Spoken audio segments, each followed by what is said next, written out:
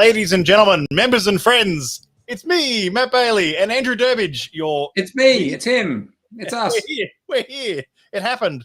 This is the live stream. We're going 20 years in one. We're going 20th anniversary of the Australian branch. Thank you so much, everyone who's joining in tonight live, and thank you to everyone who's going to watch this back on replay later if you couldn't make the live stream. We can't please everyone. We can't go live at the same time that everyone wants us to go live. But it's, I guess, in daylight savings now, it feels like it's earlier than it is to go live, but it's also a good time for a dram.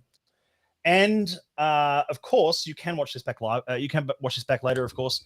And this virtual pack, unsurprisingly, sold out. So the demand on this one was very high. So everyone who's got a pack has got the link and has got this ready to rumble tonight. Good evening to everyone who's tuning in. Whiskey in Isolation, Whiskey is my jam. Alex Espinoza, good to see everyone coming in and saying hello. Thank you so much. We'll throw your comments and questions and captions and everything up on screen as we go tonight. So feel free to throw questions into the chat stream as we go along. Ask questions about the branch's history if you like. Andrew here is probably the best place to answer a lot of those. He's been around in this branch a lot longer than I have, and knows a lot of the history of the branch, and is and also our resident overall society historian will be joining us later, Alex Moores, who likes to catalog a lot of the society's history and keep track of everything and finds all the peculiarities in between the cracks. And it's a chance for us to taste through 5 whiskeys, have a bit of fun, and enjoy ourselves this evening as we always do on the virtual. So thank you for tuning in. How many packs did we send out for this tonight, Matt? It was about 60 or 65 or something like that. Yeah. Which is that's a good tasting in anyone's language. You know, I think if you're heading to a function centre and you've poured out 60 placemats for a tasting, that's a good crowd. When we have our events in Sydney, I think 60 for me is the optimum number. That's the sweet spot. Yeah, no, it's a good spot, isn't it? And it's enough that you can still talk to the whole crowd, as we know as hosts. If you get to there's a certain magic number where you can still capture the whole crowd, and you're not feeling like you're talking to 2 groups of 50 or something like that. Good to see Ionis joining, Dave Cook, Darren Howie, all these people tuning in, which is great. It's, of course, our live stream tonight, celebrating 20 years. Thank you for joining in. Without further ado, I thought we might just kick off with just having a look what's on our screen at the moment. Is the 20s in one. As I said, this is part of our October Outturn. October Outturn is all about celebrating 20 years of the branch in Australia. It's 39 years this year of the SMWS all up. So that gives you a clue as to the anniversaries we might see next year. But this is 20 years of the Australian branch, which I want to touch on with Andrew, but it feels like a long time, but also it feels like a really short time in the grand scheme of things, and how and what's changed in that time in the whiskey landscape. Malt of the month this month was Duro Cruise, which was sort of like it was a deliberate choice to put that in. It's something like we like to look back, but we also like to look forward. And putting something like that as Malt of the month is kind of like, that's a bit unusual. It's not a single cask. It's something a bit fun and something a bit outside of our usual sort of single cask offering. Of course, if you flip through Outturn, you'll see some of the photographs that we've included, photos throughout the year. If you look to the top right in that photograph, if you're looking at physical Outturn or printed Outturn, whatever, you'll notice there's something peculiar going on here. Andrew actually hasn't aged a day. If he's going to reveal on this stream how he's done it, we'll work that out.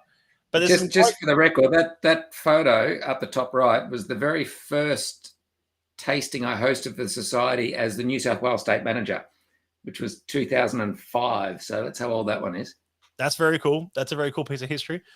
I don't think the photo, my very first event, I don't think is on there, but on the left there, on that second column, just underneath where it says 20, our past 20 years, me holding a bottle up there in the blue suit, that's about 2015 for me. So that's fairly early. But anyway, we progress, and we're showing a bit of history there in those photos of what the society's been and doing. And of course, I love showing this one. We had this plastered all over the walls at the Melbourne launch of the 20th anniversary in full A3 format. The original deer, the placeholder there, then the Scotch Malt Whisky Society comes to Australia. So 16th of October 2002. It's the 19th of October as we're broadcasting this today, so we couldn't really get much closer than this to the actual 20th anniversary date, which is really exciting. But that letter there is a letter letting the people know that membership is now being offered in Australia. And best regards, John Rourke, Director. I can't tell you how excited I was when I got that. That was just such an exciting thing. And as I wrote about in in the outturn, what actually transpired was there ended up being 3 launch events in Sydney on 3 consecutive Tuesday nights, and it all started from there. So yeah, fun times. And you said 20 years seems like a long time. Honestly, no cliches. It does seem like yesterday. Time flies when you're having fun. Oh, absolutely, yeah, absolutely. And I think really the whole theme about tonight is celebrating the anniversary casks that Andrew and I have picked out for local branch. And also just there's a bit of a theme here. You might be able to spot. We're starting with a 1.260. Just for those playing along at home, the order is not what it is on the mat. So we just letting you know nice and early now, not to pre-pour and get disappointed, because we're starting with the 1 and we're going to end with the 150. So we're playing a bit of a curveball here. See how we go with it. But the whole point is we're going to start with the 1 because that's where it all started for the society. That's code number 1 is where it all started. So it made sense to start with distillery number 1. So without further ado, Andrew and I might... Nothing to do with personal biases here at all. Nothing to do with personal biases. Actually, I mean, it really wasn't. It was just the whole idea of, the society started with distillery number 1. So we're talking about anniversaries in here. We may as well start with whiskey number 1, and which is distillery number 1. And I thought that was kind of cute. And 260 casks in, nearly 40 years is a pretty healthy output. And I think the name on this one was really apt. Now, this has not had a full release yet, this whiskey. This is a preview, if you like, as well. No one's actually tasted this before. Well, except for the panel, of course. But it's a very muscular distillate and very muscular version of this distillate, I should say. It's actually this is from a parcel of casks that we got a number of. So we have actually had some sister casks from this batch that the society bought as a parcel. So we're familiar with it, and that's why we keep showcasing it, because it was a fantastic bunch of casks that had a lot in common. Yeah. Hi, Darren, by the way, I've just seen your message there, mate. Thank you very much. That's kind of you. Very nice, Darren. A great comment from Darren. Great comment from Ionis. Ionis, sorry. Jared, by the way, big shout out to Jared and Carly who are tuning in. Jared Huckshold and Carly from Starwood. Good to see you guys here. Jared and Carly here too. Hey, all from Proculia. Good evening from Ed N. Oh, and S. Everyone tuning in. This is great. I'm also 40 next year, says Proculia. Looking forward to it. There you go. You can celebrate the milestone with us. I hope. Tell me you've got like a 40-year-old or a 1983 vintage bottling ready to go. I think when you turn 40, you got to have something to mark the occasion. Oh yeah. And if, hopefully you bought it like 20 years ago when it was affordable. Yeah.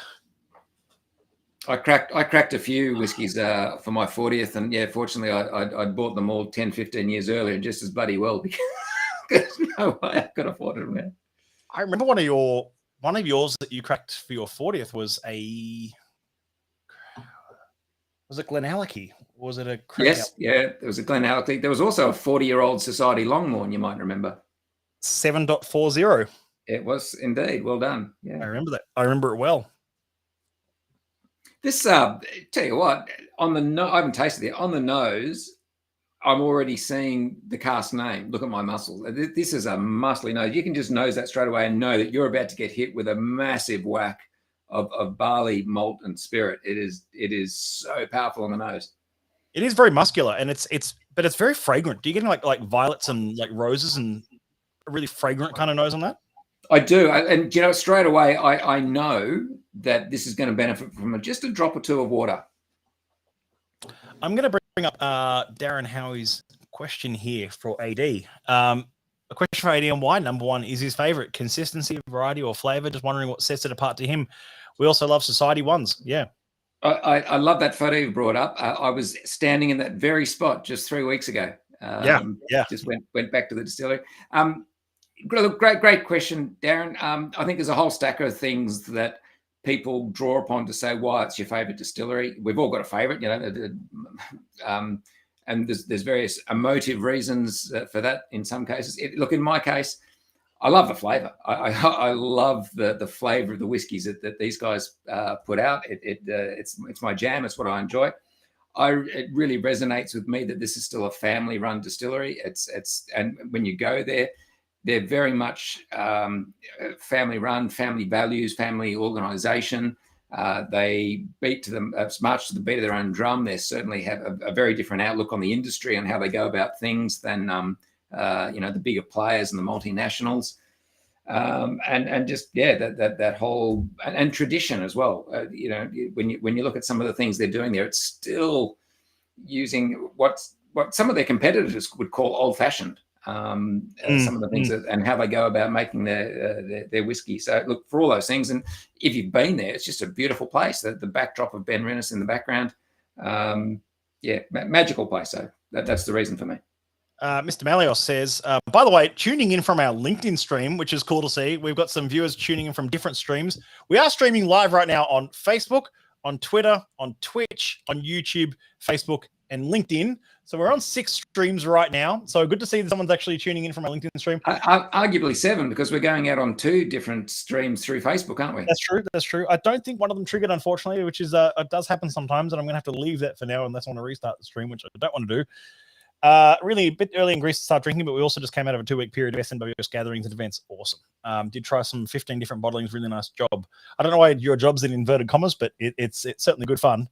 And what he also follows up by saying what's really important here is that SMWS proves that age is not a primary target, as a lot of bottling at young ages, especially 26s, are amazing. Yeah, I'll agree. That's a great call. And I've had more good young 26s than I have had old 26s. Good old 26s, I should say. Yeah, that old 26 did vanish off Outturn this month. That 29-year-old, that was very quick. But yeah, we don't see too many really old 26s, but we see some lovely young ones, which we're going to come to in this tasting as well, which is exciting. And Proculio says, maybe you guys can help me out with a society cask. Watch this space. Yeah, I mean, yes, probably. I mean, next year's got some good things in store, but it's probably a bit premature to be talking about next year. I mean, it's still October. We've still got a few big months ahead of us, so... Awesome. By the way, you want to talk about old 26s. Don't forget the odd occasional Society 61 when you can grab them. They come up all the time, the old 61s. For those that don't get the gag there, that's the distillery formerly known as Clynelish. Yeah, 61.100 will be in the next town. No, I kind of. Yeah. I was lucky earlier in the year actually to taste. You do get often a chance to taste some earlier codes that we know we won't see ever again, and I was lucky enough to taste the second only ever 43 I've tasted. Wow. 43.11. There couldn't have been too many after that. I don't know how many casks the Society bottled of that Isla distillery, but it was very cool. By the way, for those playing along at home, a drop of water to this 1.260 does wonders, and I mean that. I like it without water, but I think with water it just turns creamy, and it very much justifies the juicy oak and vanilla profile with the water this time. Worth also saying, of course, that this flavor profile and this cask, this particular cask, first of all, bourbon barrel is not what we associate with this distillery. This distillery is famous, makes a point of filling into ex-sherry casks. They went to 100% 100% sherry cask maturation many years ago for their own whiskies. They still fill into bourbon casks for the blenders who seek that from them. But yeah, as a brand, we associate the sherried style of whiskey with this distillery. So to have it from a ex-bourbon cask is actually a pretty cool and rare thing. Yeah, no, and as I've said before, I mean, tasting whiskies at the Society that are often either like tasting unpeated expressions from distilleries that are usually peated, or tasting ex-bourbon barrels from usually a sherried whiskey distillery is an awesome insight into sort of like the distillate and what the flavor is without relying on the cask profile entirely, but the casks are what make the spirit. A great question from Whiskey. Yeah, you should read The Founder's Tale by Pip Hills, the founder of the Society. It's a cool story about how he came across the first one, which didn't actually end up becoming 1.1, but the second one did end up becoming 1.1, which was very exciting. And Look, I think it comes back to a certain extent what I was talking about before about being a family-owned distillery. The circumstances that led him to, the farmer he went to who was getting a cask nearby, you could do that and get a cask from that distillery because it was family-owned. You couldn't go to the likes of the bigger players at that time and just walk out with a cask under your arm. That's one of the key reasons. And a cool question from Mark Wibbo, who asks, if a distillery changes owner/name, would any new casks from it get a new society distillery number? Distilleries have changed owners many times. And there's also been known change there. Can't think of too many distilleries that have actually changed their name significantly. You got the classic things like Glen Grant No. 2 becoming Capadonic. You've got Brora that became Clynelish No. 2 and then Clynelish being renamed and things like that. But for the most, and then it was Cardew that changed. It was Cardew, then Cardau, then back to Cardew again. So there's been subtle name changes, but none that would say, okay, time for a new code. No, and to answer that, just to deepen on that a bit, Mark, there's a cask coming up in a future outturn where it's a pretty low number, and the last time we saw a cask from that distillery bottled by the society was in November 1991. So to put that in context, it's like, that distillery's probably been through 2 or 3 ownership changes in that time. And has been through all sorts of opens and closures, and it's probably closed for a period over that time as well.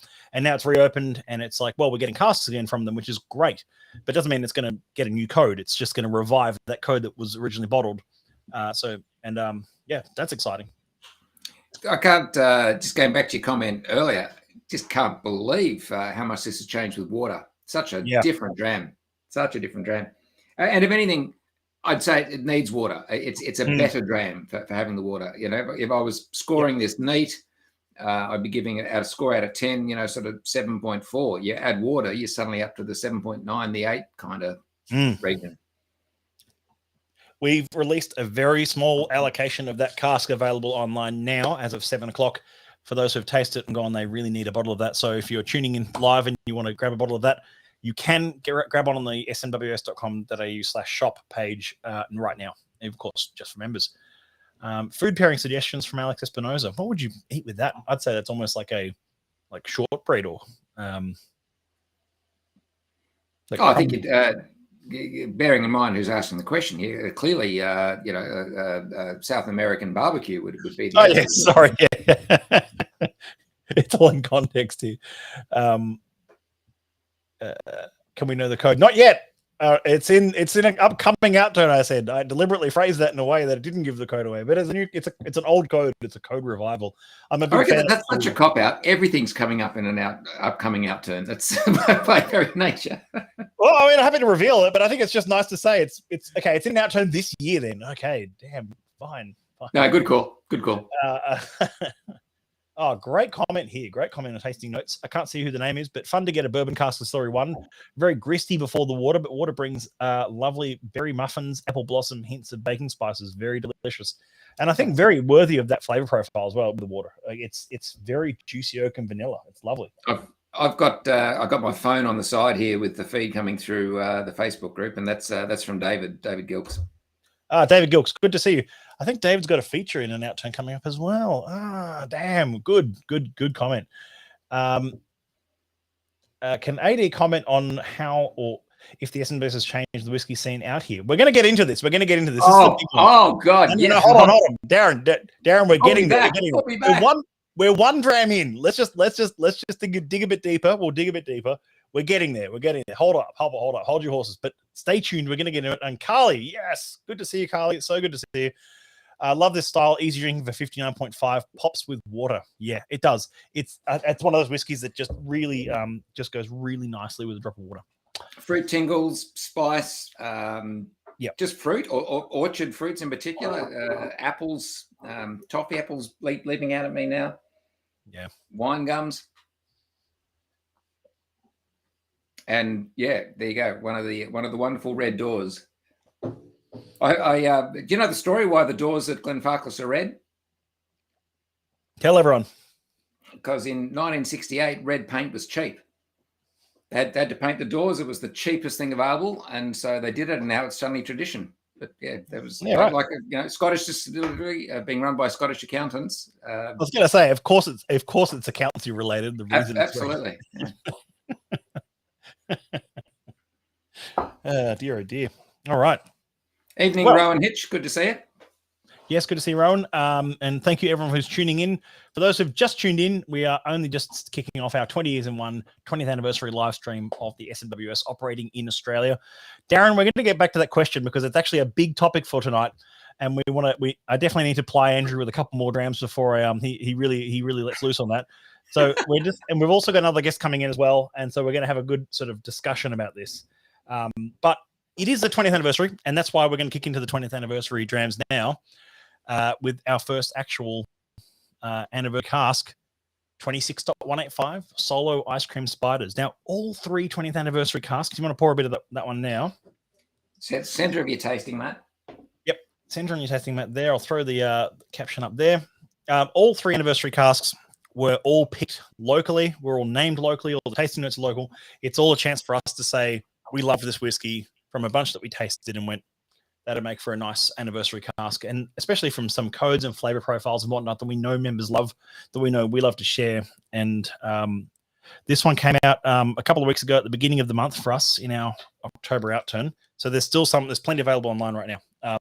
There's about just under under a quarter of a cask left. So not as many as you might think, but still, it's been going pretty quick. And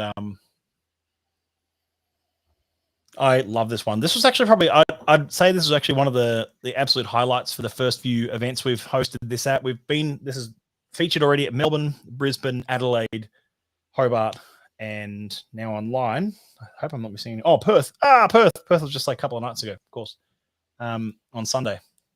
Again, perfect categorization with flavor profile. It's sweet, fruity, and mellow. Again, and we touched on this earlier. I'd forgotten and overlooked that this was coming up in the lineup. But we were talking about how this distillery just seems to shine at younger ages, and at only 8 years old. So, not without meaning to answer Darren's question about how the SMWS changed things in Australia, but certainly looking at how the whiskey scene has changed. 20 years ago, you wouldn't find an 8-year-old at a whiskey tasting. No. If you went to do any event, think there was almost no such thing as whiskey that was less than 10 years old. Everything had no age statement, or it was 10 plus. You'd never see the number 8 on a bottle. And 20 years ago, go back 30 years ago. Yeah, sure. Okay, yeah, sure. Yeah.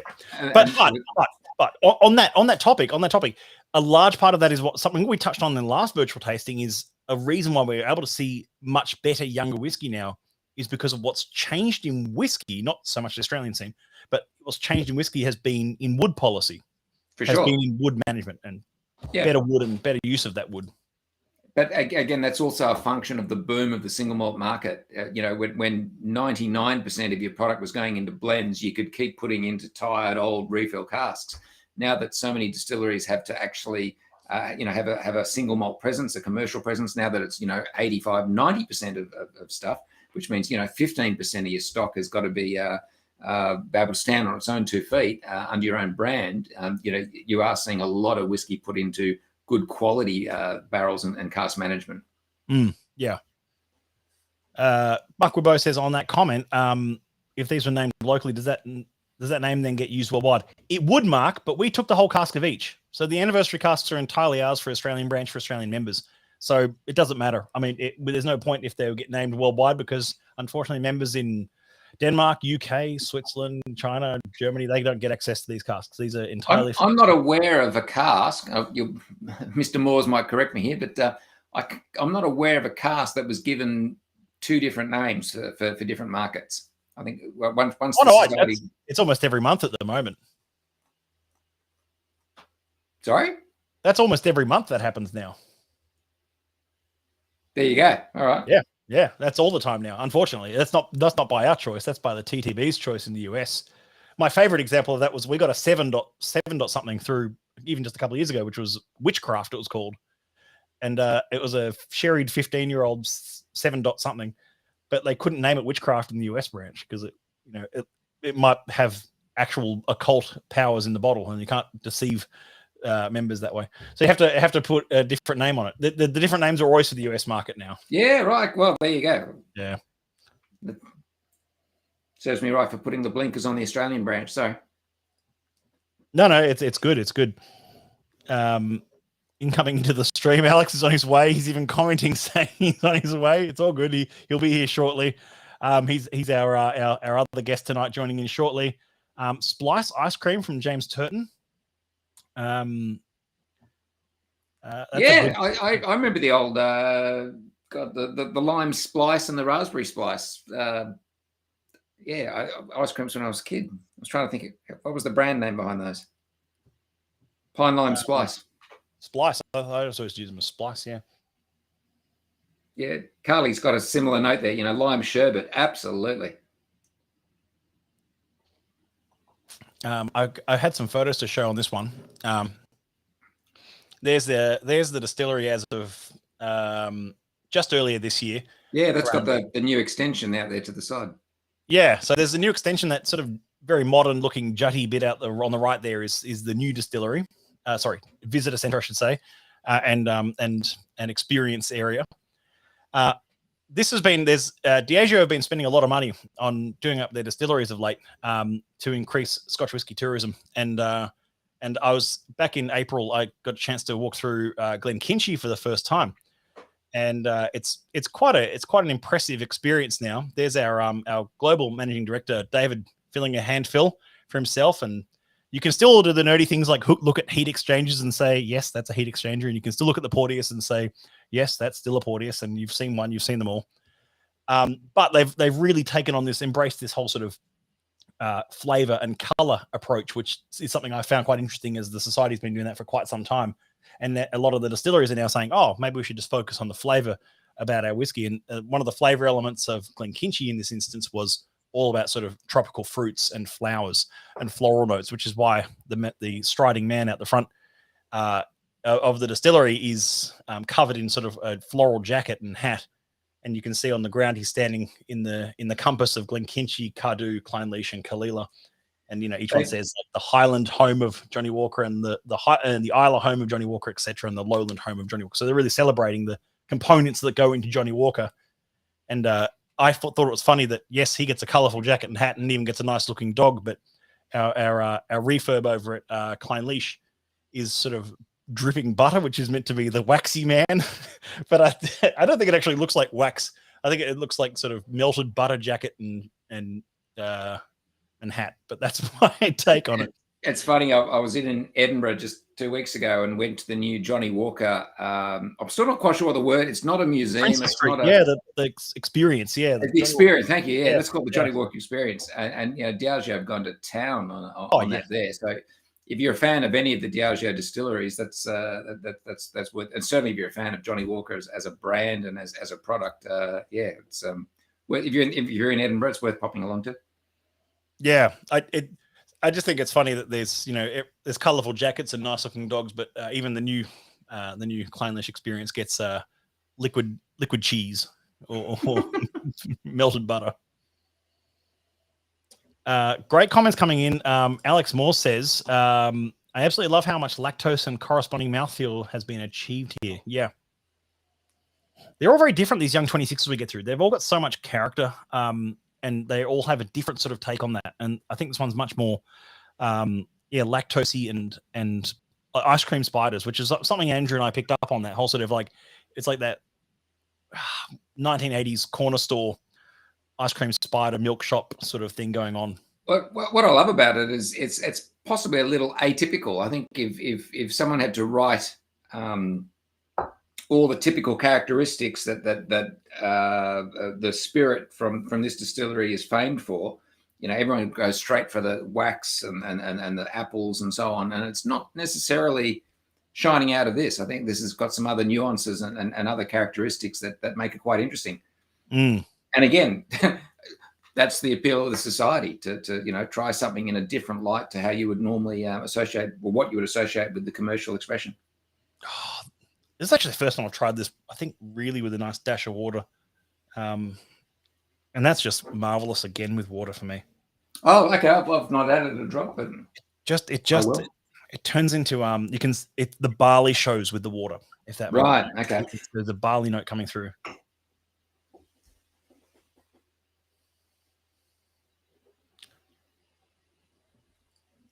Absolutely. AD says AM, not a typical cask that would be loved by a blender buying this distillery for a particular purpose. Yeah.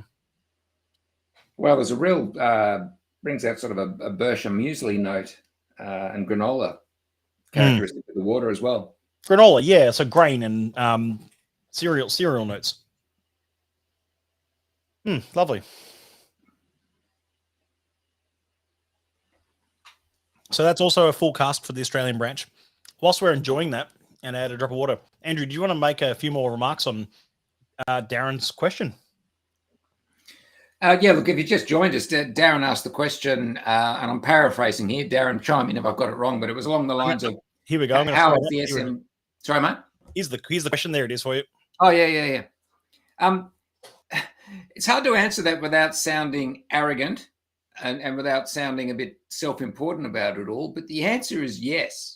Yes, the society made a massive change in so many ways, some small, some large. And again, it's very hard to paint that picture without people quite understanding what the whiskey scene was like.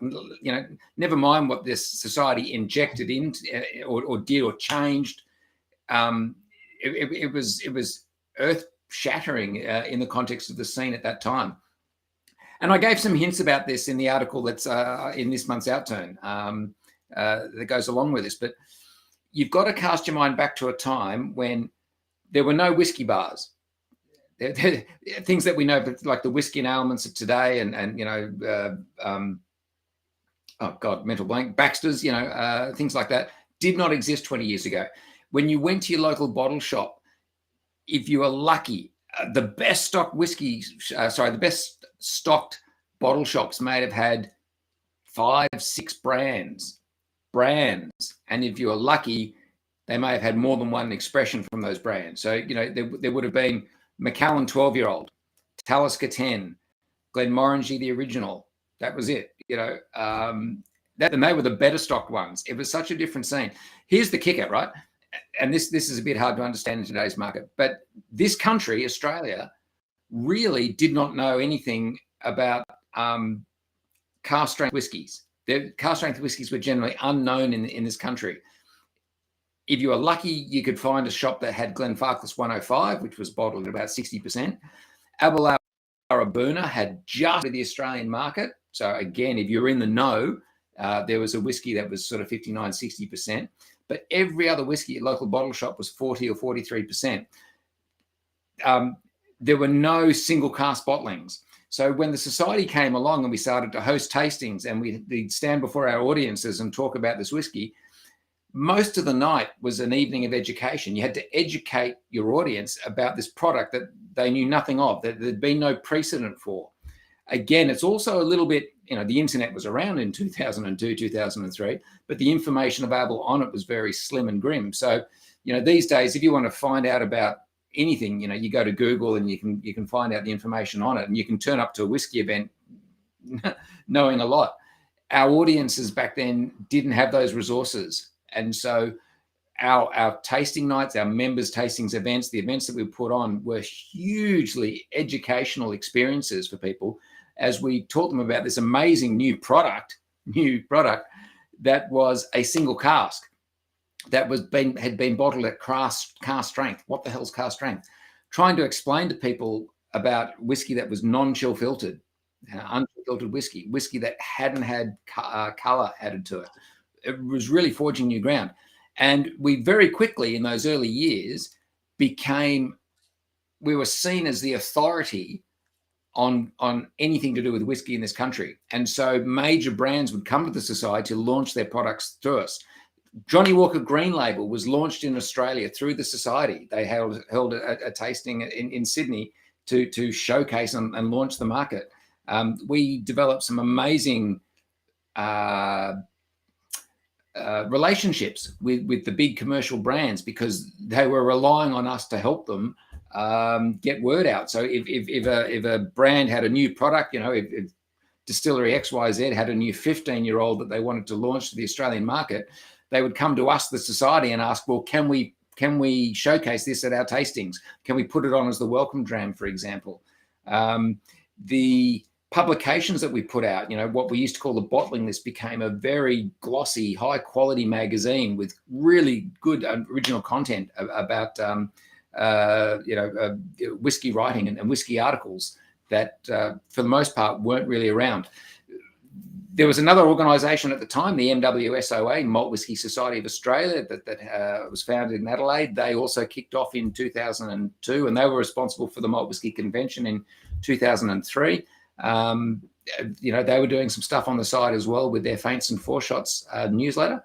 But yeah, it was just such a different scene. And the idea how we ran tastings events. Again, it was hard not to answer this without sounding arrogant and self-important about it all. But and I'll put my hand up for this. I believe I'm the first person in Australia to host a tasting event and actually think about putting lids on the glasses. Prior to that, if you ever went to a tasting event, the brand ambassador would get there, pour out the whiskies an hour beforehand, and by the time the audience came in and you got to the fifth whiskey of the night, the thing had been oxidizing and deteriorating for 2-3 hours. Just the idea of getting petri dishes, as we used to use back then, and putting lids on the glasses to keep your whiskies fresh for an event. That sounds silly now, but it was groundbreaking. It was different. No one had thought to do that. And having an organisation that would put on whiskey events in all the major capital cities, again, unheard of, not done at that time. So yeah, interesting times. There's a question from both Julian White, good to see you, Jules, and from Proculio, who are basically asking the same question, a somewhat esoteric one of what will the new frontier of whiskey education look like? Julian, Julian's probably better versed than any of us to answer that question. Very much so. Jules, you're already at the forefront of it, but you've probably seen a lot of those trends of changing of one of the things I'll just immediately remark on is just the education level of whiskey drinkers has changed a lot in this country. I think that's for the better. And I think how people approach whiskey, where they drink it, and how they drink it, and what that context looks like, I think is always changing. And I think it changes even. Actually, it's actually something Andrew said to me. You said this to me years ago, and you said whatever you think you know about the whiskey scene, in 6 months' time, it's out of date, and because it does move so quickly, and I think you've just got to be keeping abreast of what that looks like and what those trends are, and just trying to be in front of it. And I think it's always evolving, and I think as long as you're playing along in that game, it's good fun. And I think you've seen a lot of that happen yourself, Jules. Yeah. Look, it's increasingly, the amount of information is unbelievable. Again, going back 20 years ago, very few distilleries had a visitor centre. Whiskey tourism was a slim thing. If you went on a whiskey pilgrimage to Scotland, there may have been 5-6 distilleries at that time that would open their doors to you. If you wanted to find out about the industry, you bought a book, and there were 2 or 3 books only at that time. Very little information on the internet at that stage. And so the amount of, I think it was about 10 years ago when the distillery started to put, cameras in the warehouses, and you could have a virtual tour of the place. And all of a sudden you were seeing inside distilleries for the first time without having to actually travel to Scotland. You look at the number of distilleries now that have where a visitor centre and whiskey tourism is a major part of their balance sheet, and on the P&L. It's part of the business now. It's part of the business model. So those things have changed. We are a far more educated consumer group than was the case in the past. And as I said, in the very early tastings for the SMWS, a large portion of the night was education. That's really narrowed now to be a very small part. Now it's more about the experience. It's about tasting. Let's just enjoy the flavors rather than having to tell the audience what they're drinking, because 9 times out of 10, most people come up to an event knowing a fair bit about the product now, which was not the case 20 years ago. No, that is something that's definitely changed. I mean, the experiential factor of our tastings and our events and is so much more important than it was I'd say even 5 years ago and 10 years ago, whatever. It's just, and the education level is evolving, but it's always that trap, isn't it? I'm always really cognizant of the trap that you suddenly talking to an audience. I had this happen to me once where I'm talking to an audience and it's all about the experiential side of it. And someone asked me a question after about the first whiskey in, and they said, "What's the difference between a single malt and a blended whiskey?" And I go, "Oh, okay. Like let's rewind a second, because if you jump in the deep end and you think the knowledge level is this, but it's actually here, and you're like, okay, let's build up. Let's you can't really you can't start with the roof of a house sort of quote. It's like you've got to start with your foundation somewhere. But yeah." Cool. Well, I reckon we've been talking a lot. Let's move on to whiskey number 3. We're going to still throw some of the comments up as we're going along tonight. Whiskey number 3 is, of course, the jewel in the crown, for lack of a better phrase. It's cask 11.42, the 20-year-old 20th anniversary whiskey. Now, I've poured mine about 5 minutes ago just to let it open up a bit in the glass. It is a 20-year-old sherried whiskey from Distillery 11. I've got just a couple of photos to show you here. As we move into this one, here we go. Not a distillery we encounter very frequently. No, not at all. In fact, very infrequently. And even on a commercial sense, like the commercial expressions aren't widely available in this country. No. As before we just bring in Alex, who'll be here in just a second. I was also just want to say, also reading material in Outturn, there's some great historical recounts from actually the actual founders of the Australian branch, John and Andre, who wrote just a small little piece each about some of the early days of the society for them, where it all began, which is worth having a read of. I won't go into it right now. There's also our silent auction. I'm going to use this opportunity now to mention this because entries close on Friday. So I think I can't remember what time on Friday. It might be midnight or midday or something on Friday. But if you go to smws.com.au/silent auction, that's our custom URL landing page for the silent auction, which has the 10th, 15th, and 20th anniversary bottlings in one custom big wooden box I've got here in the office. Here it is. I'm holding it. And each bottle will be in that box to celebrate the 10th, 15th, and 20th anniversaries of the branch. If you think you can find a 33.119 outside of bidding on this box, good luck to you. I can't tell you who's winning this bid, of course, because it is currently a silent auction. But I was going to say the tolerances on some of those bids are pretty thin. So there's people who are only $5 out from where they could be to win it. So as in, if you're looking at bidding on that auction, that is ending this Friday. So your deadline is fast approaching.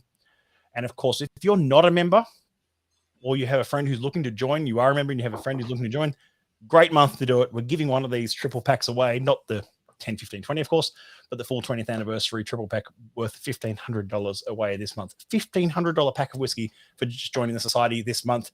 Just go to smws.com.au, join off any membership type, even just the base 120 membership. Join off that and you go automatically into the draw to win. Matt, were you with us when we did the very first Isla Lounge event at the RAC? I attended.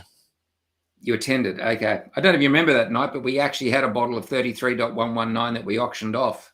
And, I remember the auction, yeah. Yeah, from memory, that bottle went for $750 on the night. And that's for that one bottle. Sorry?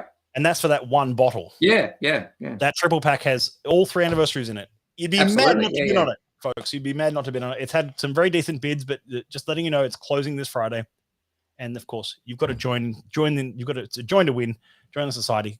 You won't regret it. And that there was a question that Liam put up a bit earlier on the Facebook thing here. He said, question for AD, do you ever get nostalgic for those early days? Anything you miss?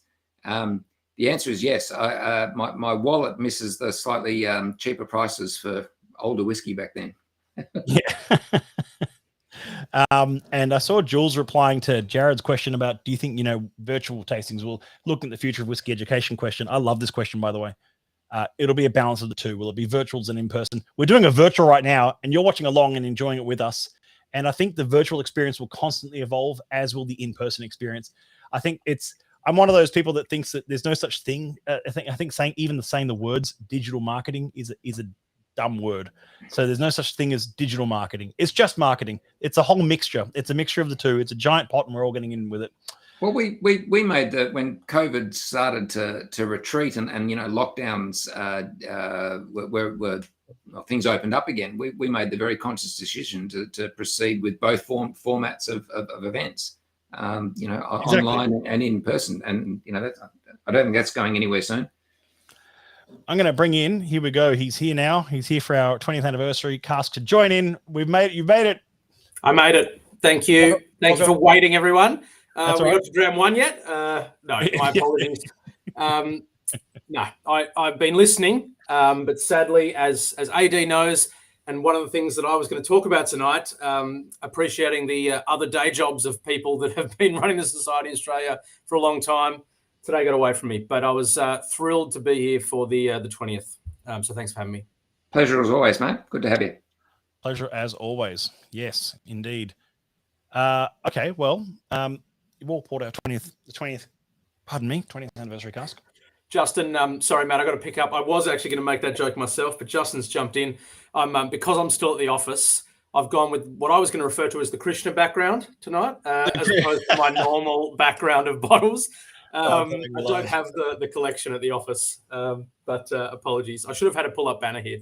Yeah, I'll get one couriered over immediately. Let's just touching on this whiskey for a second. I want Andrew to talk a bit about the history of how this cask came about, because Andrew and I actually tasted this, a variation of this, I should say, around 2018 from memory. Yeah.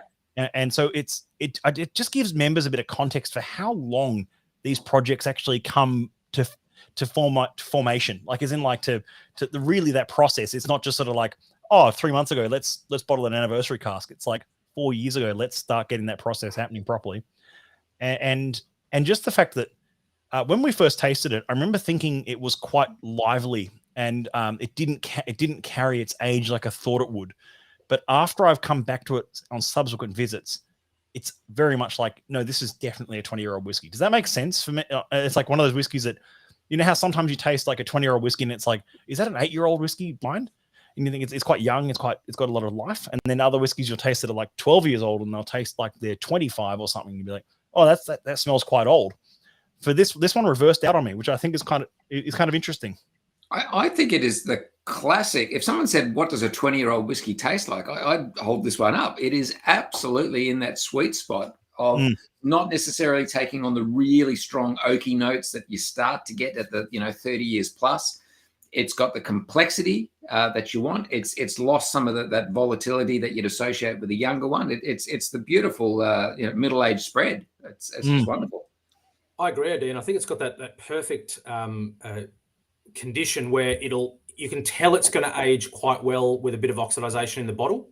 It's just got that slight, unlike maybe a young whiskey that's just ready straight away, or something that maybe needs a heap of water. Just a little bit of time will, I think, benefit this a lot, like with some of those older whiskies. Yeah. Great toasting notes here. I can't, Andrew, if you can just update me on who said that, because marzipan, yep, and light hints of orange, and that's our colleague David again. That's a great comment. Worn leather and rancio and apple brandy, nut brittle. Those are great tasting notes. I thoroughly agree with those. Rancio is that interesting note, isn't it? Because it can be used pejoratively or as a compliment. It's a hard one to know when people say, I get rancio, whether enjoying it or it's an off note. Rancio is a funny thing in that you've got to, it's a bit like cork taint. You've got to experience it to know it. And a lot of people have a blind spot to cork taint and TCA. So until you've been there, done that, it's hard one to reach. I've got to say I'm not getting huge amounts of it on this one, but I can see it's going to get there, no doubt about it. A great comment here from someone with an amazing palate. Carly says on the first pour it's a bit gluey and aldehydic but with the aldehydes evaporate. I'm getting brown sugar, cinnamon, and Christmas. Very intriguing and tasty. Yeah. I mean, gosh, what do you want out of a sherried whiskey? You want Christmas and cinnamon, absolutely. Yeah. I get the cinnamon, like burnt cinnamon over tea or something, burnt cinnamon, black tea kind of thing going on.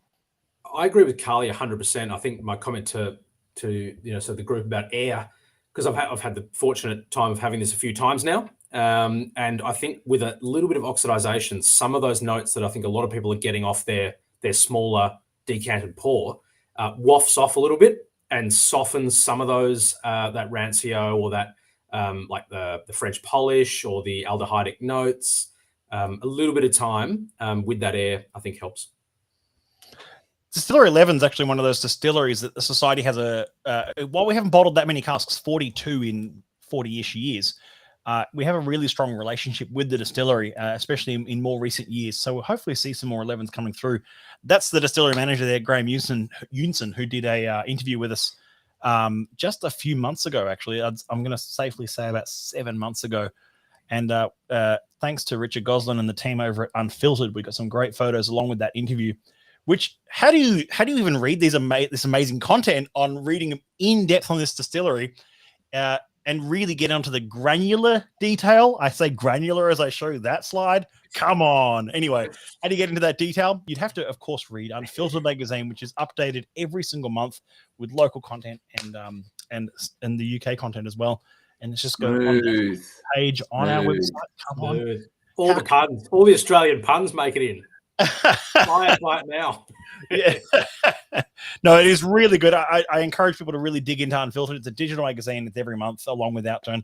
It's published usually about 2 weeks after Outturn, so usually around mid-month or just after mid-month each month. And big shout out. Little known fact, this distillery was once the largest distillery in Scotland. Really? Okay, there you go. Yeah. It was also the first distillery to be ever owned by a Japanese company. Yeah, well, that was exactly it. When they took over, they expanded big time. And then, I can't remember the year now, but half the stills got taken out. It's like 76, 77, somewhere around there. I can't remember. I was there. I last set foot in the door of the place in 2008 and into the still house. And it was like it being in an empty warehouse. All the stills were on one side and the other half was just completely vacant. They cleared it out. Graham Unson, from memory, he's actually ex-Glenfarclas, is he not? He is, yes. Yeah.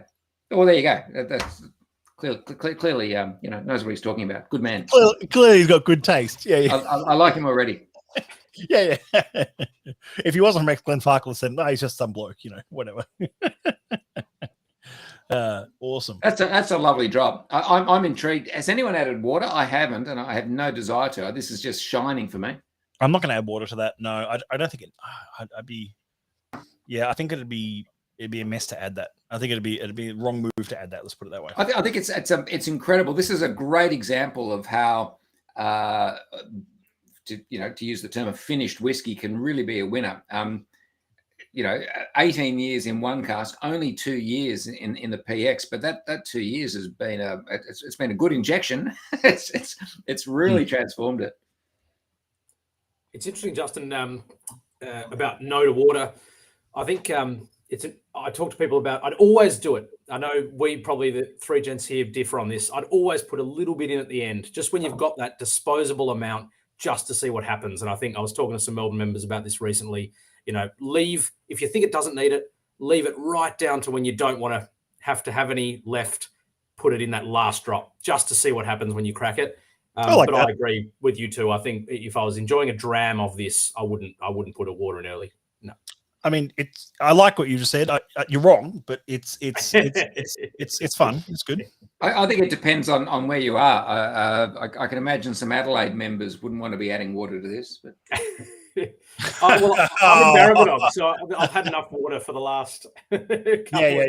You've got enough gigatons to last you for a few drams. You're all good. It's. Oh, poor Adelaide water.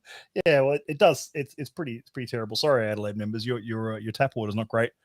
We recommend spring water for Tilton spring water for your purposes.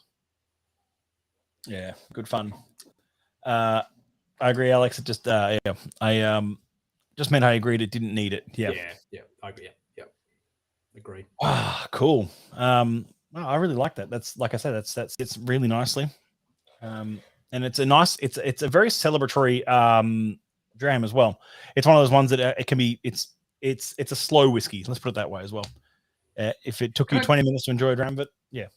Can I just backtrack the conversation that there was it's got nothing to do with this whiskey we're having at the moment. There was a question asked about 12 minutes ago that's on the feed there. Can we have your opinion on whiskey pricing, both SMWS as well as in general, and whether we expect a rationalisation of prices or whiskey will just continue to be more expensive year after year? That's a really good question, and one that we could spend 2 hours answering. What you know, my take on that, less so much with the SMWS, but more just generally, is you're going to see a continuing split with real high-end stuff, rare stuff, 30, 40, 50-year-old stuff becoming the stuff that only Russian oligarchs can afford. And then you're going to have the race to the bottom as brands and companies try to come out with the sub $100 bottling. And then there's going to be this middle stuff. I think for a great example of this, also look at what's happening in the Australian industry at the moment. 4 or 5 years ago, it was the norm to be paying $250, $300 for a young Australian whiskey and get it in a 500 ml bottle.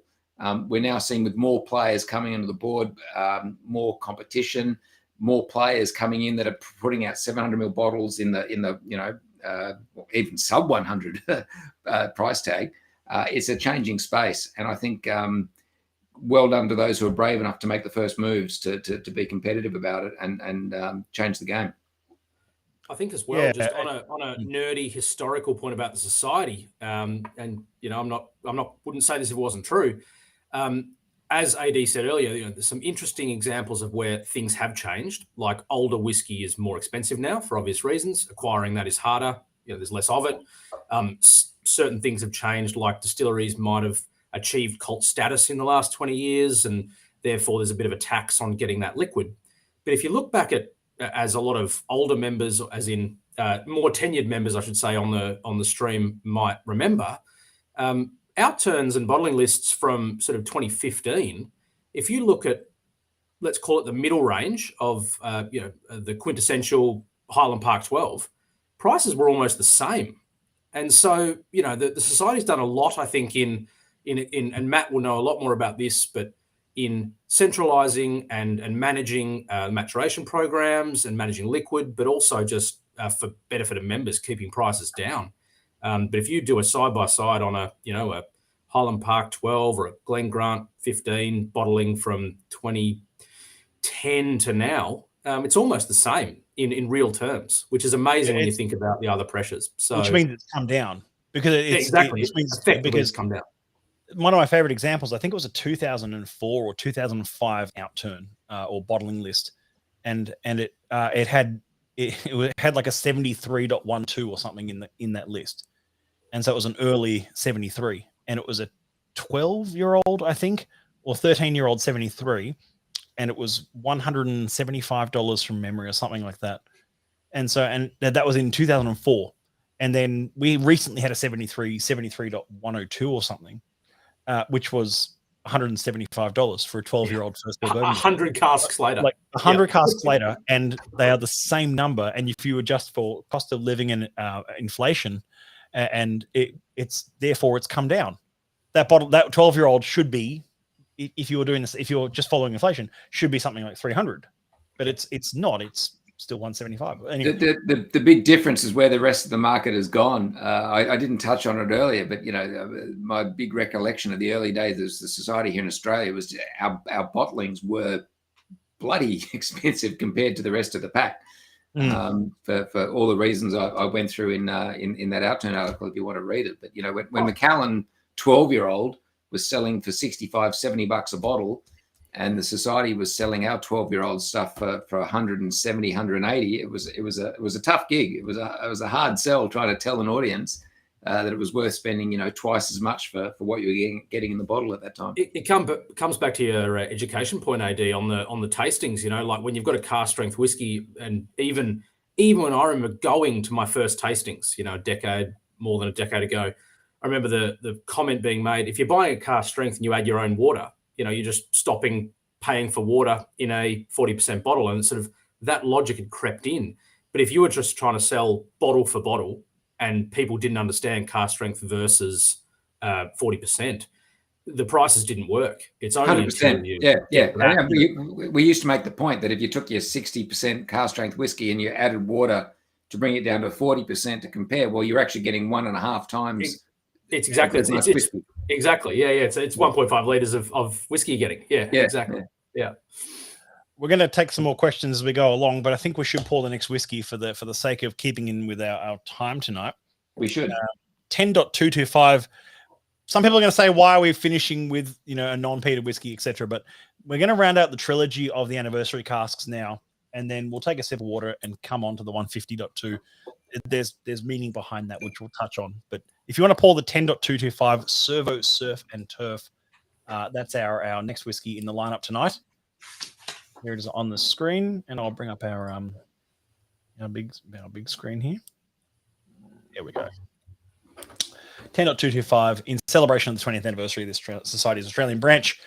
This rounds out the trilogy of casks that Andrew and I sought through to bottle for members in Australia, which was an exciting moment for us to say, this is we've got a 20-year-old whiskey to celebrate 20 years, but it only yielded 150-ish bottles from the cask, and so it's an opportunity for us to bottle some really interesting other casks for members.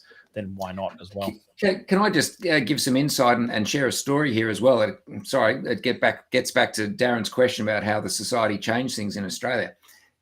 This distillery we now associate with peated whiskey. They do peated campaigns throughout the year, and the peated whiskies are now part of the core range. That wasn't always the case. And certainly in the early 2000s, this distillery was famous for only having unpeated whiskey. It was the along with Brook Laddie, which was closed at the time, it was the joker in the pack. It was the whiskey that came from Ireland that had no peat in it. And what's a little known fact is that this distillery was owned by a different mob at the time, the same mob that happened to own Highland Park and Macallan. And they decided to do some experimental runs of peated whiskey in 1994 and 1997 because another brand in that portfolio was Famous Grouse. And so that they could produce Famous Grouse for a cheaper price, they thought, well, why don't we try and make peated whiskey within the distilleries that we own in our own portfolio? So Distillery 10 in 1994 and 1997 did 2 experimental runs of heavily peated whiskey, which the distillery had not done for 30, 40 years. And those runs were deemed to be a failure. The experiment was deemed not to produce the results they wanted, and the distillery had to dump these peated casks. The society picked up the vast majority of those casks. And so 10, 12 years later, as I said, those runs were 94, 97. So in 2004, 2005, the Australian branch of the society suddenly had peated whiskey from this distillery, which was unheard of. No one knew about this. And so we, the society, were the first people, certainly in this country, to put our hands up and say, hey, we've got this one amazing whiskey from this distillery, and it's peated and it's beautiful. Here's the tragedy for that brand at the time. They did the peated runs in 94, 97, filled them into cask, and they sampled them at 1 year old and decided this hasn't worked. So they flogged the casks off at such a young age, not knowing that 8, 9, 10, 11 years later, when these casks became 10 and 12-year-olds, they were beautiful whiskies. So I remember being at the front of the room at a tasting in 2006 or thereabouts, and being able to share with the audience this amazing expression of peated distillery number 10, which we now encounter all the time and take for granted. But back then was such a groundbreaking thing. Yeah, that's awesome. And we thankfully do still see some unpeated casks coming through, which is... Yeah, it's funny. We actually seem to see more peated ones than unpeated these days, which... True. Now, correct me if I could be wrong here. I'm sure some boffin's going to pick me up on this, but 12 months of the year, as I understand it, this distillery is still actually only doing its peated campaigns for 3 weeks of the year. Is that still the... I think it's 2 and 4 now. So 2 for Monia and 4 for Stoisha. Right. Okay. Yeah. So it's 2. Monia is their heavily peated, and Stoisha is their medium peated run. Right. So it's only 2 weeks of the year for Monia at the moment, I think. And 4 weeks for Stoisha. So yeah, and then that leaves 48 other weeks, 46 other weeks for unpeated run. Yeah. Right. I'm very impressed with both of you for not naming the distillery and all that talk. You're very welcome.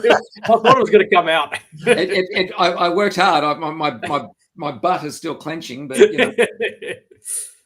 Moiner and Stoister, I thought would also give it away. Like, I thought it was going there, but no. Your butt is still clenching. Yes, very cool. That's lovely. I don't know if I'm wrong about this, and I haven't seen a comment come in yet, so I'm not sure if it's just I went immediately from the last one to this one. Maybe that's it. But I'm getting an interesting sort of almost agave sweetness on the nose of this off first blush. It's not what I necessarily look for in this distillery. On a typical agave, like an agave note, like a mezcal. 100%, and Morsey, it's on the palate. Absolutely, it's just screaming. In fact, if you told me this was a mezcal, I'd come along for the ride. Oh, yeah, you're right. I've tried it now and agree. Yeah, wow. That is like it's funny. There's that thing where malt whiskey, especially smoky malt whiskey drinkers, seek out really smoky mezcals. And I was just wondering, are there mezcal drinkers out there that seek out really mezcal-y Isla whiskeys? In which case, this would fit the bill. Just as an aside, if there's anyone in Sydney who's keen and interested to attend a very special agave spirits tastings with tequila and mezcal, drop me a line privately. There's an opportunity for you. Sure. I'm keen. I'm not in Sydney. Jump on the plane. Jump on the plane. I'll drop you a line and a Jetstar ticket, and here we go. Mate, honestly, seriously, come along. You'd be, you would love this.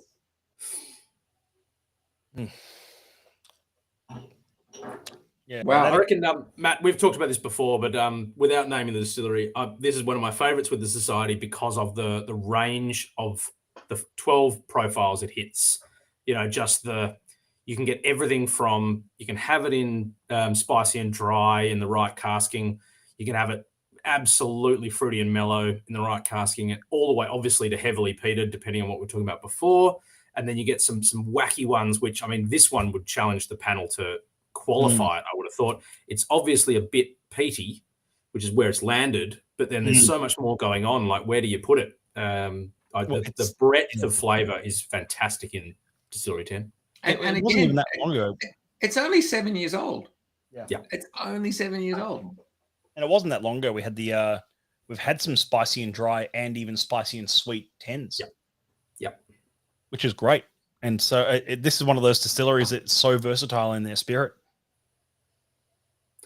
There's not many that, hit all the notes. And I think I've nerded out with a few members recently about the emergence of the peated cask as a way to push certain spirit distilleries into a peated profile that they haven't traditionally been in. So, we're now seeing 39s in peated cask finishes or maturations, which make them in a peated category.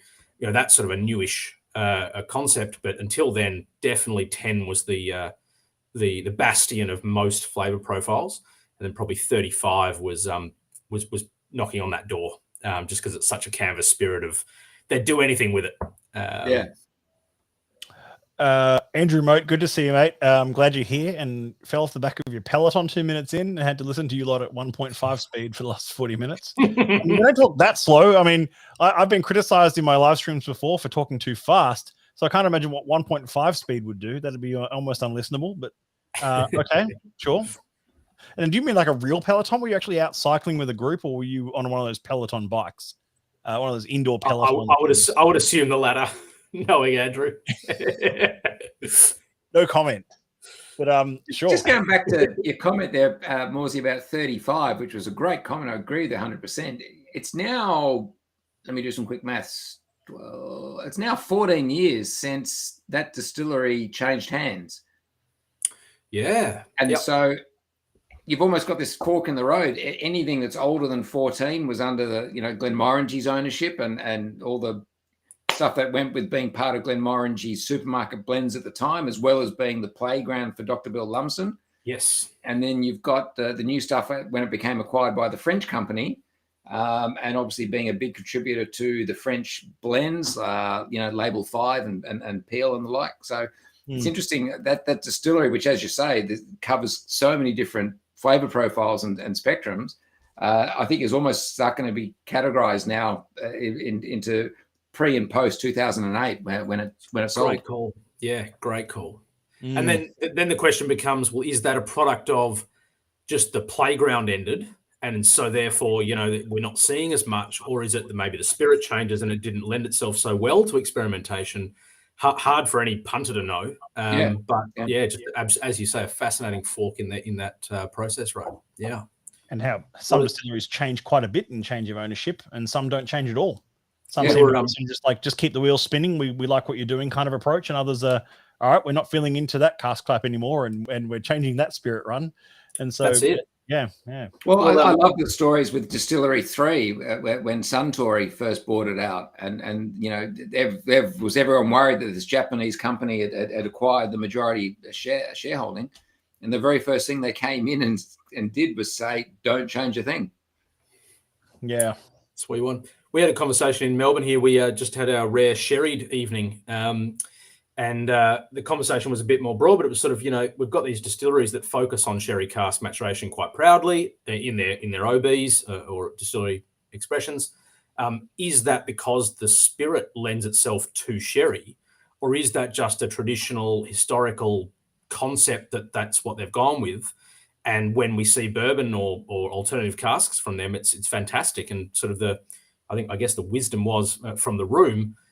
We've seen some Distillery 24s, Distillery 1s as of tonight, including tonight, and other ones that would traditionally be sherry, when they're done in their non-traditional bourbon or alternatives, are fantastic. So that's probably a product of just historical chance and that they've had access and it worked. But it doesn't mean that the spirit only works in that casking or that profile. Well, the classic example there is Glendronach, owned by Allied, and then when it became under Pernod Ricard's ownership, the very first thing they did was start filling into bourbon casks and stop that sherry cask thing. And you look at what's happening now with that brand and what's available as a result of that change in cask regime. It's been very interesting space to watch. Absolutely. You mean since Brown-Forman or Pernod? No, it was Pernod Ricard who took over it and started filling into bourbon casks, and then obviously when Billy Walker came along, it was back into sherry. So it was that space when it was owned by Pernod, which changed how it operated under Allied. And now I'm guessing that'll be a lot more bourbon coming through as a guess, being the parent owner being of Jack Daniel's origin. And to circle back to society, it's beautiful because the product probably of some of the distilleries, and you gents know this more than me, but where there's access to casks that might not be house style, and society's jam's always been grabbing some amazingly good whiskey that's not necessarily house style or the DNA of the distillery.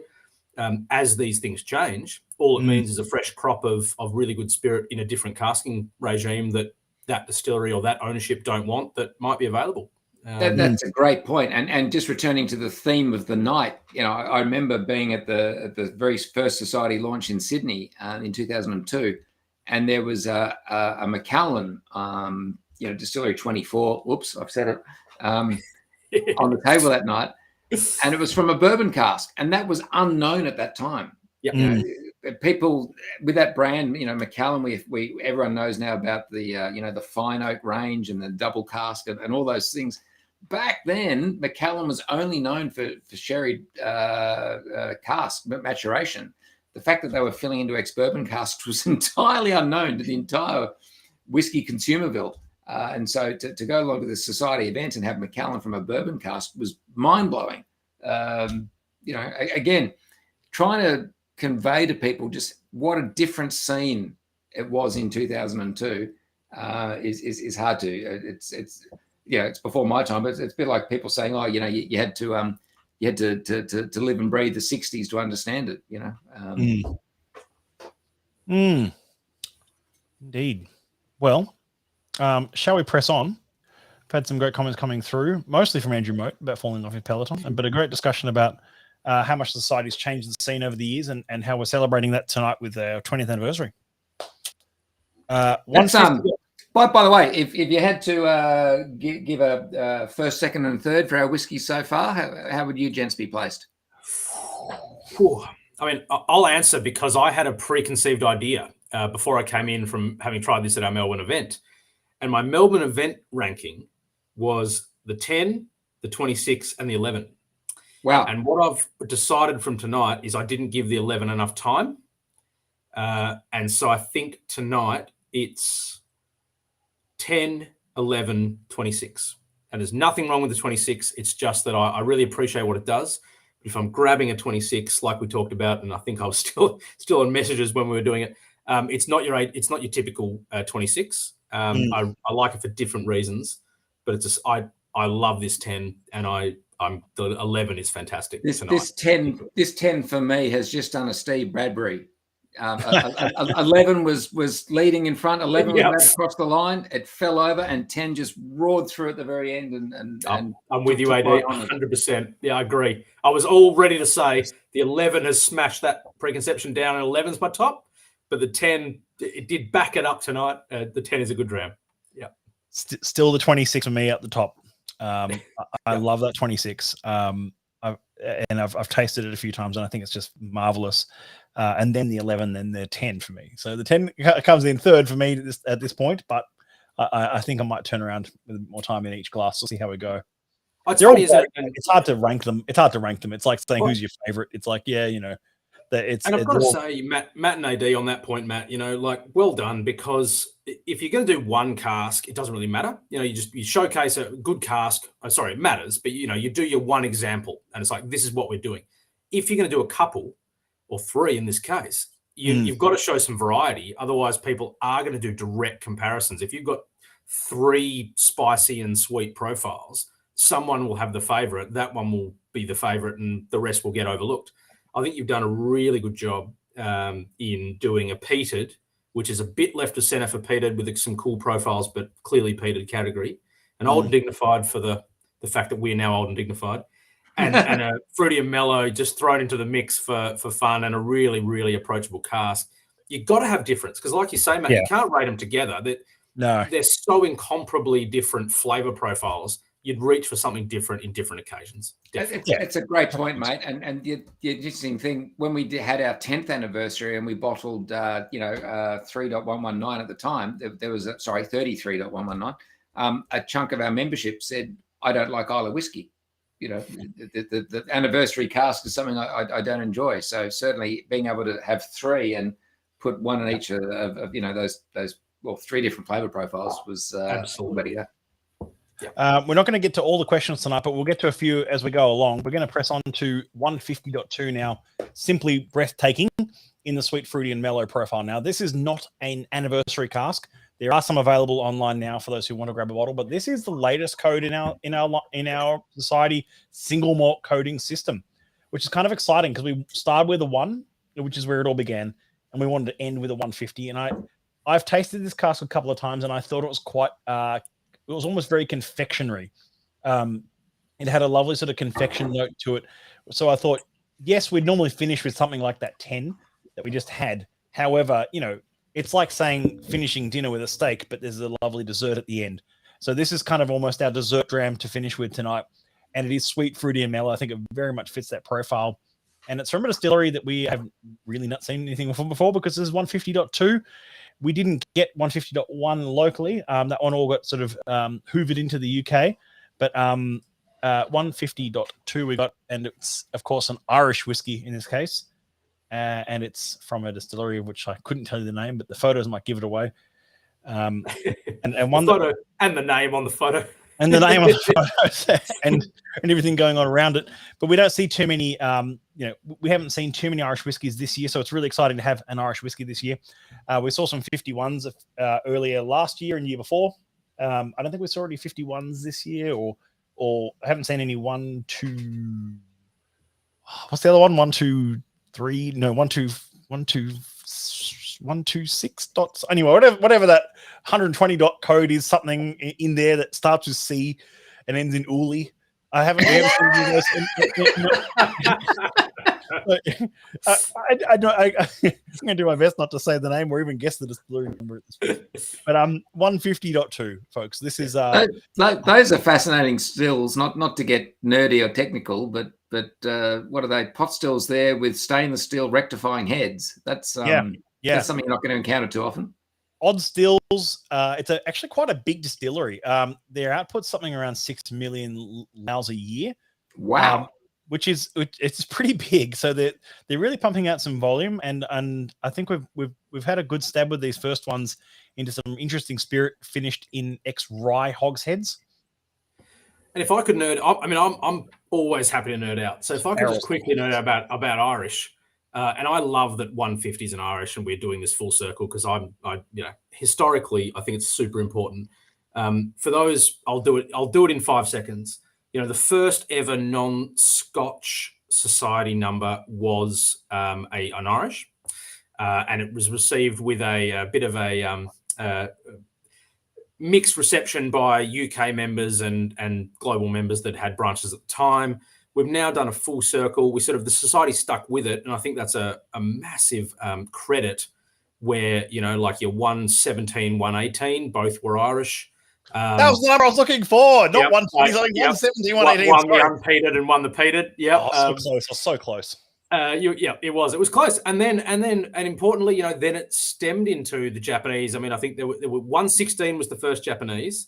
So I beat it by one code. Then 117 and 18 were Irish.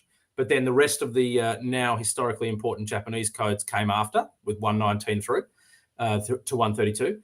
And then we've now come 150 into an Irish again, just showing that against the face of popular opinion at the time, in some cases, good liquid is good liquid. And I think it's almost, not to, bring it around to a political element, it's almost that concept of sometimes you lead by popular demand and sometimes you lead by example. And in this case, with Irish whiskey, I think in particular, or non-Scotch even to expand it, the society led by example. It was, we think you will like this and we're going to present it. And they kept doing so.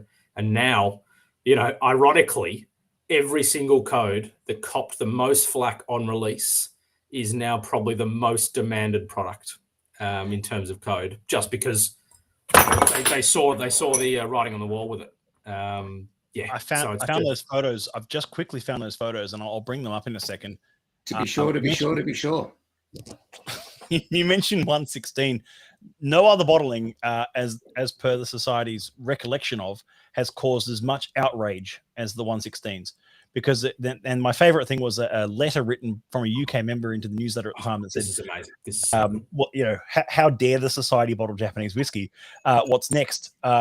Indian whiskey, or will BMWs be made somewhere other than Bavaria? And will Harold start selling women's suits?" And it was absolutely outrage about bottling Japanese whiskey. But I brought up the photos from that. And this is some of my favorite society history just here. I'll just show it on screen. The Society Autumn Bottlings in issue 98, issue 98, September 2002. And it was their big launch of 116. I love these photos. I love these. And here you go. This is fantastic. 116.1 for £47 and 116.2 for £40. And if you bought both of them together, you got a book of Japanese whiskey, Scotch blend by Olive Checkland, an intriguing book of Takasuro Masataka's quest. And so, can I tell you a story? 2005, we had the first 116 in Australia. I can't remember the exact one. Might have been, no, I won't even guess. It was 116 dot something. And we had 18 bottles for the entire country. And back in those days, we used to time our events all around the country at once. So we would bring a shipment in. We were very much hand to mouth at the time. We would bring a shipment in, and then we would have a tasting in all the capital cities over the space of just 2 weeks. So in the space of 2 weeks, Sydney, Melbourne, Wollongong, Brisbane, Perth, before that predated Perth, we'd all have our events, and we would all showcase what had come in on the last shipment. So we only had 18 bottles of 116. And the very first cab off the rank was the Sydney tasting. And we had 18 bottles in the country. We had to crack open 2 to pour out for the event that night. So we had 16 bottles left, and we received orders for 32 bottles that very night. And then had to make some, very hard decisions as to how to go about distributing it, knowing that it was also being featured in Adelaide the very next night, and Melbourne a night after that. So yeah, what I'm hearing, AD, is that 116 is to blame for the ballot. Yes. I mean, I guess actually the moral of the story there was just that, my God, it was good. That 116, it was a first fill sherry, but I could bring up on my computer here more of the details at the time, but it was just such an amazingly good whiskey. It was so good. Absolutely. And Matt, apologies, I'm a nerd about this era as well, because I wrote an article, I think, a little while back about this era of the Japanese being introduced in the UK, AD, as opposed to Australia. And there were some amazing comments from the people who objected. Were 100% without exception the people who had not tried it. It was a conceptual objection. And then the defenses of the number or the addition of a new distillery or a new nation to the coding, almost without fail began with, I was trepidatious, but I stopped by Greville Street, Queen Street, Vaults, whatever, tried a Scottish next to the new and much talked about 116.1 or 2, whatever it was, and gotta say 116 stood up in flying colours. And so, the objections were all sight unseen on some sort of just conceptual. And we see that now as well, though, Alex. Like we've seen objections and pushback on things like 134s. Yeah, people go, I wouldn't buy that. It's Indian whiskey. Can they make whiskey in India? Preconceived ideas. Are you kidding me? Like, taste this, and some of the 134s we've had through the Australian branch. I'm still kicking myself I didn't pick one up, and those are things like 134.5 or something it was, or .4, and it was called a Dreamer's Dram, one of the best whiskeys I think I've ever had, and phenomenal whiskey that just sort of, I was like, I should get one of those, and then it was gone, kind of thing. You snooze, you lose, as you know, that's the curse of the single cask. Great comment here from Mark Wibbo. Actually, I'm just gonna reply to this one myself. He says, "Are there any Scottish distilleries that don't yet have a society cask you would love to see?" Quite a few, actually, Mark. There's quite a few distilleries that we haven't bottled casks from, because the Scotch whisky industry is always growing, just like every other industry, just like every other country making whiskey at the moment. But the good news is, a lot of them that we haven't seen yet are in maturation. So there's a lot of distilleries that the society is constantly working with on picking up new casks and evolving relationships with. And going back to Andrew's point earlier, it's actually quite good at the moment over there for that, because a lot of these little distilleries that we'd love to see casks out of are family-owned distilleries as well. And so they see it and they go, this is a great opportunity for us to get a society code and to be seen in that light, and to be seen by a bottler who's actually treating the spirit with respect and will actually bottle something really interesting out of it. I can speak to that directly, Matt. 2 weeks ago, I was at the Borders Distillery down in the lowlands there at Hoyk, and the society's obviously bottled a lot of the gin from that distillery. We haven't released their first whiskies yet. We have large casks of it that we've acquired that are sitting in the society's warehouses. But that is a distillery, having been through it and tasted their new make spirit and some works in progress. That's a distillery I'm looking forward to. That is, gosh, they're doing some good stuff there. Oh, and the same thing happened. Sorry, Matt, just to cut across here. With one of my personal favourites for left field, 128. It almost between 128.1 and 128.10 was every single cask being used in maturation in Scotch whisky at the time, and it wasn't even a Scotch whisky. And you had everything from port to bourbon to different wines, fortifieds, etc. And speaking of canvas spirits, it's worked, because the society at that time were just picking, we'll grab that because that spirit works. Absolutely. If the society wasn't doing it, would they do it? That's the question. Would they be as experimental? Do they rely on the society to do some testing of the waters on certain casks? Who knows? But the result is that there's some really cool stuff in early codes of those new distilleries, for sure. Just for the record, I brought up, go back to my story earlier about the 116 that sold out many times over at a single event in Sydney. It was 116.7. It was a 15-year-old from a first fill sherry puncheon. Have you got a case of those stashed away somewhere, Andrew? We'll be right there. It's okay. Yeah. Mark asks, when do distillers get a number at cask purchase or at release? It's at release, Mark. It's when it passes tasting panel and they get ready and they get readied for bottling, and then it's allocated a code just maybe a few months before panel, but it's sort of like it's getting ready. They're not at time of filling or at time of relationship, because things change and things move around, and we try to keep it fairly linear. There have been a few instances in recent history where we've seen some codes come through earlier. Like I think we even in Australia, we saw the 139s come through before the 136s kind of thing. But that's more to do with just the way of that. There's so many other factors of logistics and shipping and timing of releases that come into play there that I won't bore you to death with. But it's I was going to say, Matt, that's a really good point. It's as you said, it's panel approval, and so sometimes just if a market gets it first, there might be a new number. Or a market, for example, might not, like with the 150, a whole market might get that first. We don't see the 150, then we see the .2. So we might see 149 first, whatever it may be. But on panel approval, not necessarily on release. Yeah, awesome.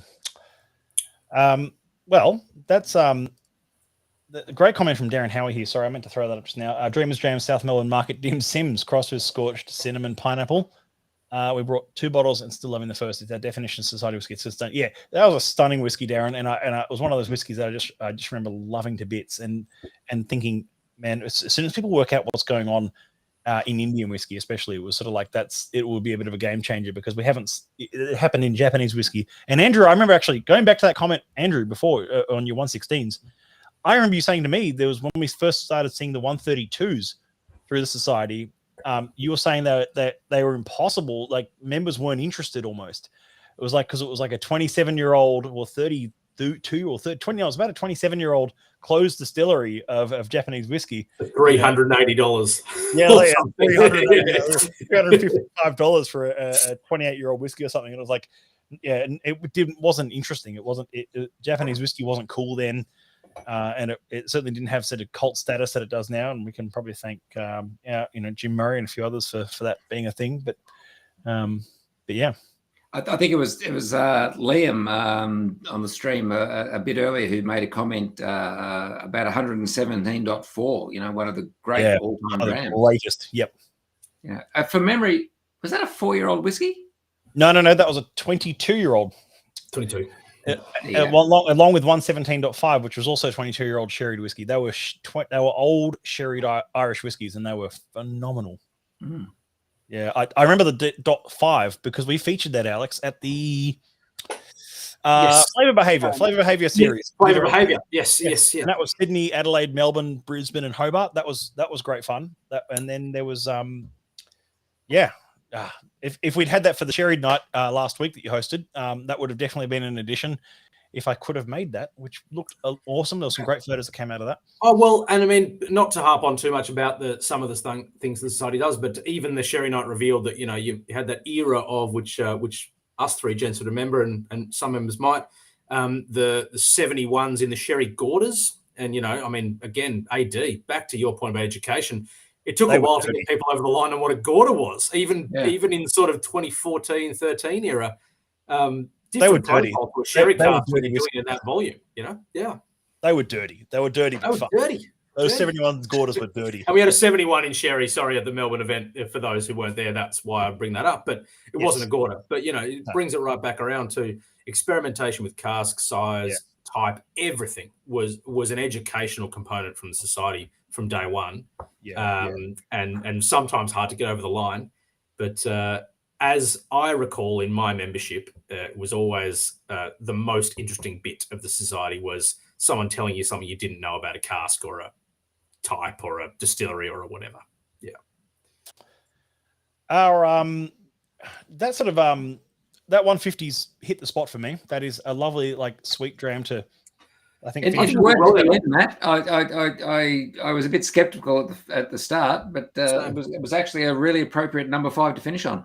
Yeah, thank you. It's mouth coating. It's lovely. It's a really good look at the future, as we've been talking about as well. And we sort of talked about the past, we talked about the future, and we've talked about what this year means for us, and as we look forward to planning out the next few years as well. It's an exciting time ahead.